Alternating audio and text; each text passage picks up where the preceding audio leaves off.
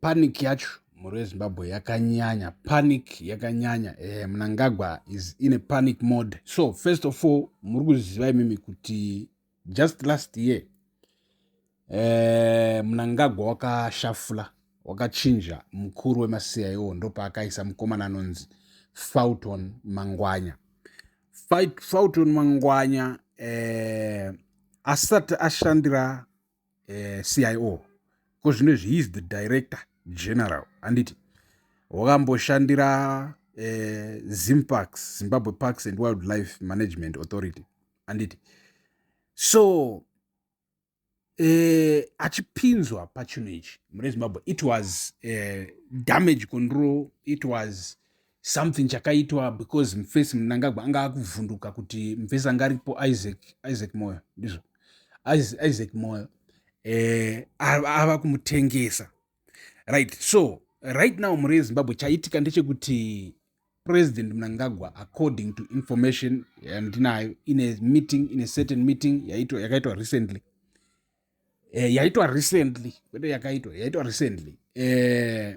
Mnangagwa is about to fire Zvaitwa Mangwanya zvakare, if you understand kuti mawana kamera sei. So muri Zimbabwe, according to information, alleged information iri panews desk, ndezvekudai. So zviri kuitika ndezvekuti right now it seems like there is evidence yekuti Mangwanya might be working with Chiwenga. As a matter of fact, might be working with Mini Chiwenga. Remember, Mini Chiwenga was in the Zimbabwe military intelligence.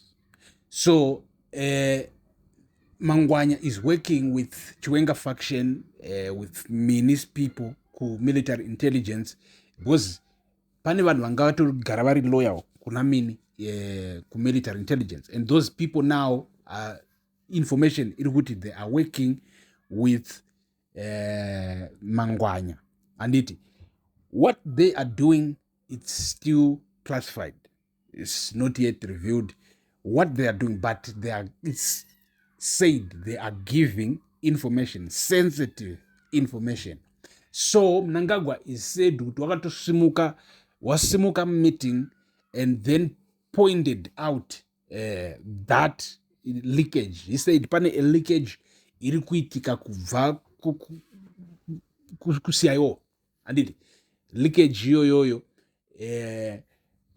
inokwanisa kukonzeresa vamwe vanhu kupererwa nemabasa.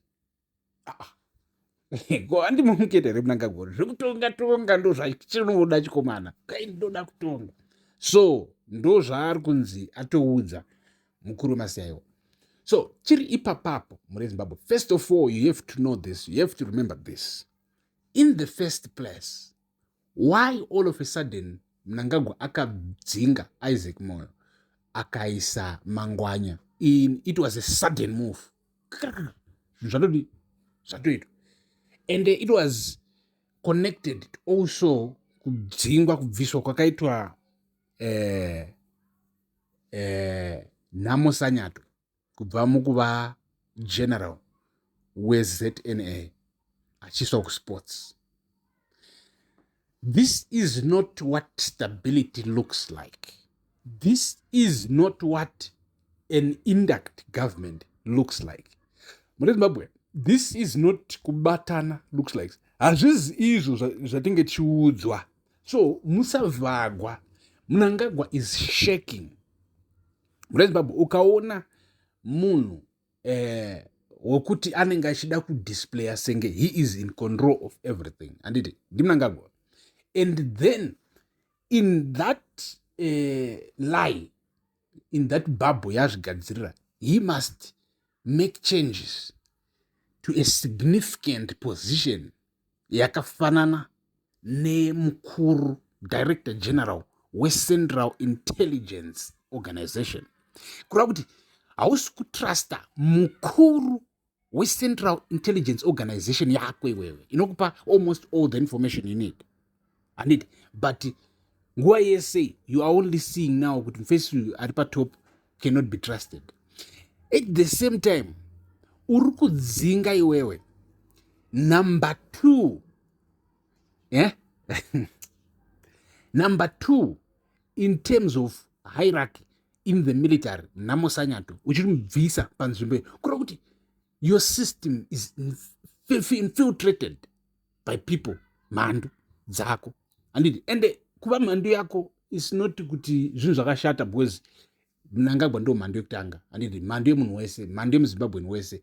Right now, not even one Zimbabwean. Mnangagwa has done wrong to every Zimbabwean, young, old, mid-aged, vasati vazvagwa.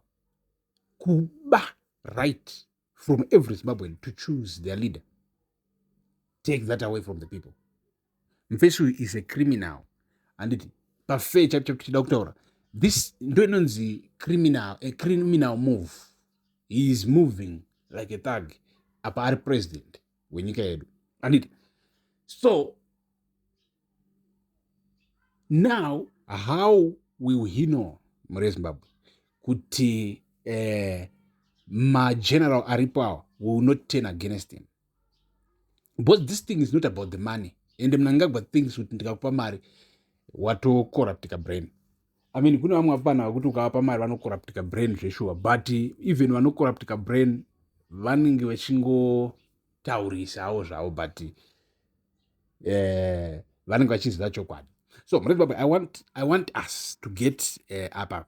Ndoda tichite get into this. So remember, so batanidza nyaya yese mobva mabatanidza right now nenyaya yekuti there might be evidence inotaridza kuti makuru emasoja vakapiwa mari prior to kupinzibwa kwecab 3, and that evidence ichiri kupisa within the military circles, which means in a few days we might see some real big changes, we might see some real things happening, we might see streets mchipindwa, we might see, or hear a big announcement by ZBC.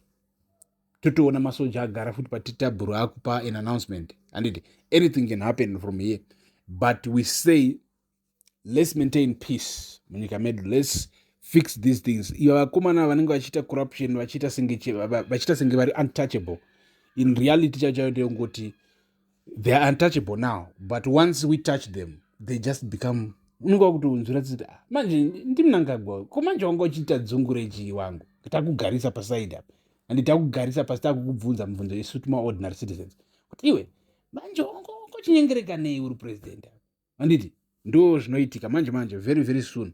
Vanenge vakutoanswer maquestions, tetakutoanzwira tsitsi toti zvangofanana na right now izvozvizvo vanhu vanga vakunzwira tsitsi mwana wamugabe kuti manje kamupana aka kodzungu ranga rechi, but pane time yekuti they were untouchable, vanga singasungiki, vanga singaitiki chipresident, baba vavo vari president anditi, but iko zvino izvi vangovawo vanhu.